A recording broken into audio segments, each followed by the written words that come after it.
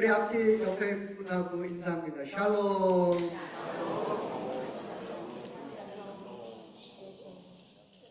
뿐만 아니라 오늘 새해 첫 주일 예배입니다. 그래서 제가 12월 첫 주에 우리가 새해 인사를 몇 번 해야 된다고 얘기했죠? 3번은 해야 된다 이렇게 얘기를 드렸어요. 왜냐하면 12월 첫째 주가 교회력으로 2월 1일, 그래서 그때 새해 인사를 한번 했습니다. 그러면 두 번째 인사는 언제 했을까요? 2월 1일 신년 예배 때 한번 했습니다. 그러면 세 번째, 오늘 첫 주일 우리가 한번 새해 인사를 하면 좋겠습니다. 해피 뉴 이어 말고 뭐라고 인사를 하면 될까요?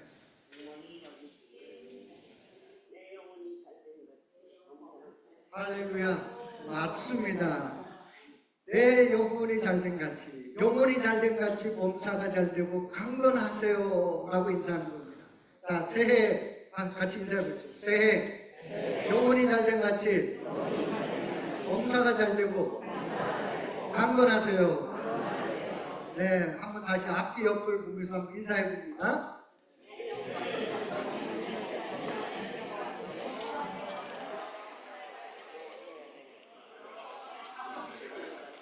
자, 이 인사를 제대로 잘 하시는 분은 성경 한 구절을 외우는 거예요. 요한 3서 1장 2절.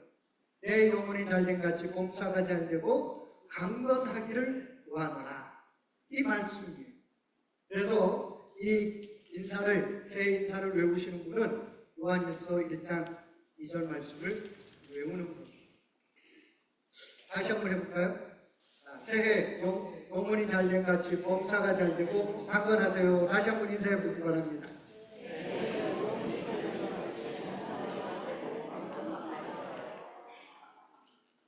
네, 너무 쑥스러워하지 마세요. 우리가 말로써 천냥빚을 갚는다, 그런 말이 있잖아요.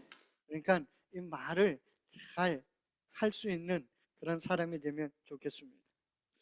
2025년을 시작하면서 여러분 어떤 소망을 가지셨습니까? 어떤 소망, 어떤 희망을 가지셨습니까? 이 희망에 관한 그러한 이야기가 있습니다. 유대인들을 학살하는 아우슈비츠 수용소에 수용된 유대인들은 10월만 되면 한 가지 소망을 가지고 살아간답니다. 왜냐하면 히틀러를 크리스찬이라고 생각했기 때문에 그렇습니다. 히틀러가 처음 독일 정치가에 등장했을 때 그는 신앙 좋은 크리스천으로 소개가 되었습니다. 술, 담배도 하지 않고 민족을 위해 결혼도 하지 아니한 정치가. 그래서 이렇게 그런 기독교 신자로 소개되었기 때문에 교계의 많은 지도자들이 히틀러를 지지했습니다. 그런데 크리스찬인도 아닌 유대인들이 왜 히틀러를 보고 희망을 품었을까요? 그것은 크리스마스 때가 되면 특별 사면이 혹시 있지는 않을까 하는 그러한 기대 때문이었습니다. 대한민국 뉴스를 보면 크리스마스 또는 광복절 이럴 때 특별 사면이 있거든요. 그래서 이 유대인들도 야, 크리스마스 때 독실한 크리스찬이라는 이 히틀러가 혹시나 우리를 특별 사면해 주지 않을까 하는 그런 기대감을 가지고 그 10월 달부터 달력에다가 줄을 하나씩 그어가면서 희망을 가지고 살아갑니다. 그동안은 아무리 이 참혹한 아우슈비츠 수용소라도 그것을 견뎌낼 수가 있었습니다. 그러면서 그 날짜를 하나하나 세워가면서 이런 말도 주고받았답니다. 우리가 이곳을 나갈 날도 며칠 남지 않았어. 조금만 잘 견디자고. 이런 상황이 12월 24일까지 계속됐는데 아무런 소식이 없이 24일이 지나갑니다. 그래도 이 사람들은 희망을 놓을 수가 없어서 25일 그 당일까지도 희망을 걸어보았습니다. 그런데 크리스마스가 다 지나고 그 누구도 석방한다는 소식이 들려오지 않았습니다. 어떤 일이 벌어졌을까요? 그 이튿날 수용소 안에는 놀라운 광경이, 아니 비참한 광경이 벌어졌습니다. 대략 한 수용소에 40명씩 모여서 자는데 평균 10여 명이 그 아침에 죽음으로 발견된다라는 사실입니다. 그들을 죽음으로 모은 것은 무엇일까요, 여러분? 절망이었습니다. 희망을 품고 있었을 때는 그들은 어떠한 악조건 속에서도 살아남았습니다. 그런데 최후의 희망의 불빛이 꺼지자 그들은 절망하고 죽었습니다. 절망이 그들을 죽게 만들었다라는 것입니다. 덴마크의 철학자, 실존주의 철학자인 조에렌 기에로 케고르가 한 말이 떠오릅니다. 절망은 죽음에 이르는 병이다. 아우슈비츠 그 수용소에서 견뎌낼 수 있었던 것, 그것은 그들에게 희망이 있었기 때문입니다. 희망, 다른 말로 하면 기다림입니다. 어떤 면에서 인생은 기다림의 연속인 것 같습니다. 인간은 더 좋은 날을, 또 성공적인 날을, 그리고 더 행복한 날을 꿈꾸고 소망하고 그 날을 기다립니다. 사랑하는 연인이 있는 사람은 결혼할 것을 꿈꾸고, 자식을 낳은 부모는 자식이 성공하기를, 건강하게 자라기를 꿈꾸고, 병상에 누워있는 환자는 태어난 날을 기다립니다. 기다림, 희망은 아름다운 것이지만 또한 인간을 살아가게 하는 원동력, 드라이빙 포스이기도 합니다. 희망. 그래서 이 희망 때문에 에릭 프롬이라는 학자는 인간을 가리켜 희망의 사람, 위를 바라보며 미래를 바라보며 사는 자라고 정의했습니다. 인간은 희망의 사람이다라는 것입니다. 인간은 희망과 꿈을 안고 그 꿈이 이루어지기를 기다리며 현실의 고통과 어려움을 견뎌내며 살아가는 그러한 존재입니다. 또한 우리 인간은 죄송합니다. 그 꿈, 희망을 이루기 위해 계획, 플랜을 세우고 그 계획을 성취하기 위하여 살아갑니다. 여러분, 2025년을 맞아 어떠한 계획, 플랜을 세우셨습니까? 대학을 진학하려고 하는 학생은 그것에 맞는 계획을 세우고, 또한 직장을 찾는 사람은 거기에 맞는 계획을 세웠을 것입니다. 결혼을 하며 아담한 보금자리를 마련할 계획을 가진 사람, 그 성취를 위해서 오늘도 열심히 일할 것입니다. 직장을 다니는 사람은 어쩌면 더 나은 대우를 받기 위하여 승진이라는 희망을 갖고 열심히 일할 것입니다. 희망이라는 것, 그것은 삶의 원동력일 뿐만 아니라 내 삶을 계획하는 것입니다. 그런데 혹시 여러분 중에 새해를 맞았지만 아무런 계획이 없으신 분들 혹 계십니까? 아무런 계획이 없다는 말, 희망이 없다는 말이지 않을까 하는 그런 생각도 해봅니다. 희망이 없다는 것, 그것은 잘못하면 절망에 빠질 수 있는 것이고 삶의 의미와 활력을 잃고 삶이 무료해질 수 있습니다. 여러분, 혹시 새해 아직도 아무 계획이 세우지 못하신 분이 있다면 빨리 새로운 계획을 한번 세워보시기 바랍니다. 새로운 계획을 세우려면 희망이 있어야 합니다. 여러분, 어떤 희망을 가지고 새로운 계획을 세우시겠습니까? 희망이 없는 사람, 계획이 없게 됩니다. 삶이 무력해질 수 있습니다. 그러기에 우리는 새로운 계획과 희망을 꿈꿔야 합니다. 그런데 혹시 이런 말을 하시는 분도 계실지 모르겠습니다. 목사님은 잘 모르십니다. 운동하고 여행하며 사는 것 얼마나 재미있고 즐거운지. 전 골프를 칠 때마다 삶에 활력이 넘칩니다.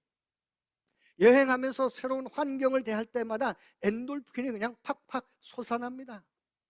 목사님 모르시죠? 왜 모르겠습니까? 저도 압니다. 근데 여러분, 우리가 존재하는 이유가 운동을 하고 여행을 하고 사는 것일까요? 운동이, 여행이 삶에 잠시 즐거움과 활력을 주는 것 부인할 수 없는 사실입니다. 그렇지만 그것이 우리의 삶의 목적이 되고 우리의 삶의 희망이 되고 내 삶의 원동력이 되어야 할까라는 것입니다. 왜 사람들이 운동에, 여행에, 아니 다른 즐거움에, 술에 깊이 빠져들까요? 그 이유는 인간 내면에 깊이 자리 잡은 공허감, emptiness 때문에 그렇습니다. 그것을 채우기 위하여, 그 공허감을 채우기 위하여 저 같은 목사들이 말을 하죠. 그 내면에 깊이 자리 잡은 공허감을 채우기 위해서는 하나님을 만나야 한다고. 그런데 신앙생활을 열심히 해도 그 공허감이 채워지지 않습니다. 영혼 깊은 곳에 나는 기쁨, 즐거움, 행복이 없습니다. 왜 그럴까요? 그것은 잘못된 희망과 계획을 가지고 있기 때문입니다. 우리가 세운 대부분의 계획, 삶의 계획 무엇입니까? 그것이 무엇일까요? 우리 예수님이 이렇게 얘기하셨습니다. 무엇을 먹을까, 무엇을 마실까, 무엇을 입을까? 우리가 우리가 2025년을 바라보면서 세우는 계획들, 이것의 범주에서 얼마나 벗어나고 있을까요? 이 땅에서 잘 먹고 잘 입고 잘 살고 싶은 희망, 그런데 이 희망이 내 삶의 참된 기쁨과 즐거움과 행복을 가로막는다라는 것입니다. 내 영혼 깊은 곳에서부터 솟아나는 그 기쁨, 그 즐거움, 그 행복, 그것을 가로막고 있다라는 사실입니다. 한마디로 우리의 희망과 꿈, 거기에 대한 계획이 바뀌지 않고는 이 굴레에서 영원히 벗어날 수가 없습니다. 이 영원한 굴레에서 우리가 벗어나기를 우리 주님은 원하십니다. 그러면서 우리 주님이 이렇게 말씀하셨습니다. 32절과 33절을 같이 한번 읽어보겠습니다. 이는 다 이방인들이 구하는 것이라 너희 하늘 아버지께서 이 모든 것이 너에게 있어야 할 줄을 아시느니라. 그런즉 너희는 먼저 그의 나라와 그의 의를 구하라. 그리하면 이 모든 것을 너희에게 더하시리라. 우리가 희망으로, 어쩌면 우리의 삶의 계획으로 가지고 있는 이것, 하나님 우리에게 다 있어야 할 줄 아신다라는 겁니다. 그런데 그것은 이방인들이 구하는 것이다 라는 겁니다. 그러면서 우리에게 말씀하셨습니다.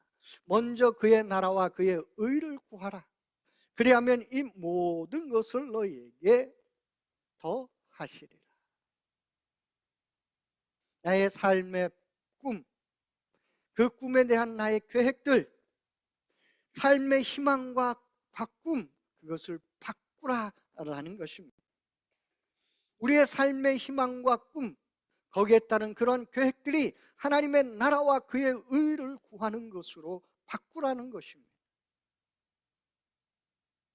그래야 진정한 행복이 있다라는 겁니다.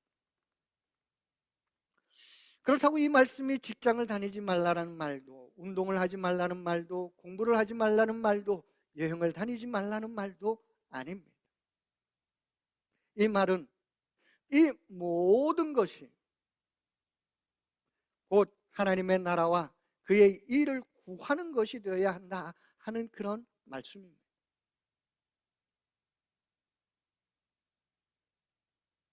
어떻게 사는 것이 하나님의 나라와 그 의를 구하는 삶이겠습니까?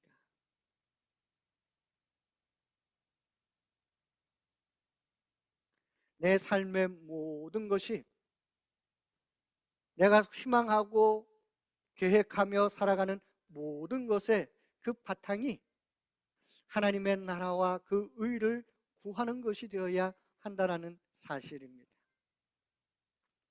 어쩌면 우리가 하나님의 나라를 구하며 살아가는 삶을 살기 위해서 사랑하며 살아야 할 것입니다. 거룩한 삶을, 거룩한 생활을 해야 할 것입니다.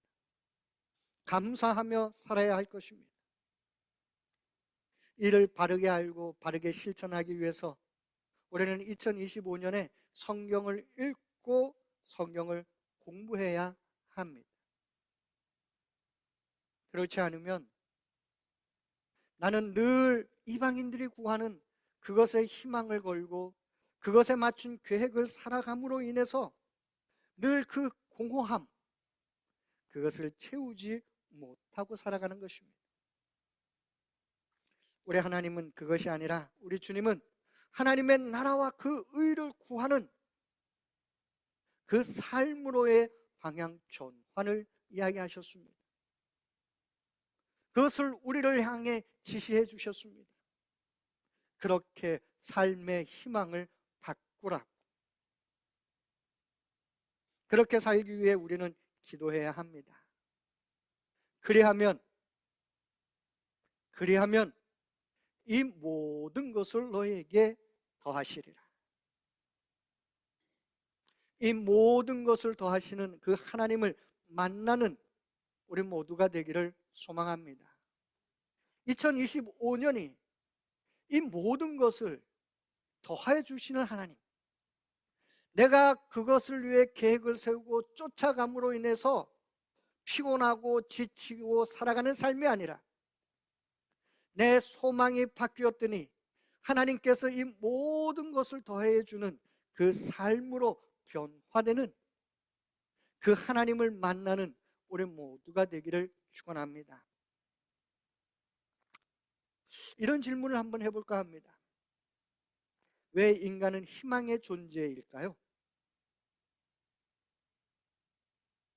왜 인간은 희망을 가지고 희망을 가지고 있을 때 살아갈 때 활력을 얻고 행복을 누리며 살아갈까요? 그 대답을 할 수 있는 것은 오직 성경밖에 없습니다. 인간이 희망의 존재인 이유는 우리 인간이 하나님의 형상대로 지음받았기 때문에 그렇습니다. 하나님, 이 온 우주를 창조하신 하나님, 나를 창조하신 하나님, 그 하나님은 꿈과 희망을 가지고 이 세상을, 나를 창조하셨다라는 사실입니다.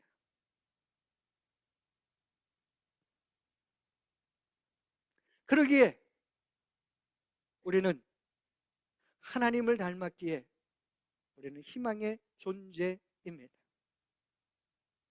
우리 하나님은 이 우주를 창조하시고 낙원을 창조하시며 우리와 함께 영원한 생명을 누리며 영원한 기쁨과 즐거움과 행복을 함께 누리기를 소망하면서 우리를 창조하셨습니다.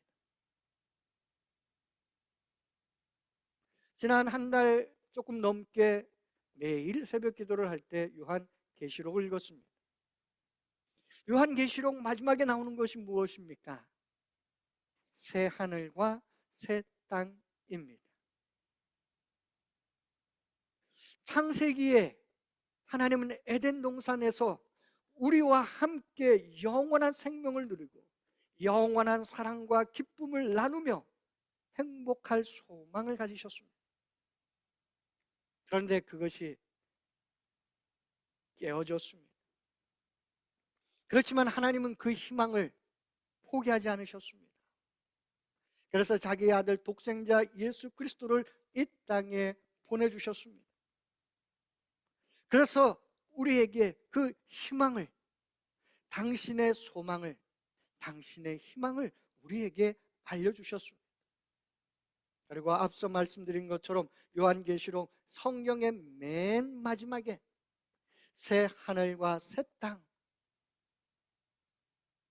영원한 삶과 영원한 사랑과 영원한 기쁨과 눈물이 없고 곡하는 것도 없고 애통하는 것도 없고 죽음이 없는 그 땅이 도래할 것이라고, 주님께서 우리에게 그것을 주실 것이라고 말씀을 하고 있습니다. 2025년 우리의 희망이 주님과 같은 희망이 되기를 소망합니다. 그리고 그 소망과 어울리는 그러한 계획을 짜고 그 계획을 실행하는 한 해가 되기를 소망합니다. 먼저 그의 나라와 그 의를 구하라. 그리하면 이 모든 것을 너희에게 더하시리라. 이 말씀이 내 삶 속에 역사하는 말씀, 살아 움직이는 말씀, 경험되는 말씀, 그래서 내 삶에 하나님의 기적을 경험하는 2025년이 되기를 소망합니다. 나의 희망과 그에 따른 나의 계획이 바뀜으로 인해서 인생의 공허함과 부족함이 풍성하게 채워지는 그날, 아니 그것을 채워주시는 하나님, 그 하나님을 만나는 우리가 되기를 소망합니다. 바로 우리 함께 그것을 소망하며 한번 오늘 우리가 읽고 들은 말씀, 그 중에 내게 주신 말씀을 한번 묵상하도록 하겠습니다.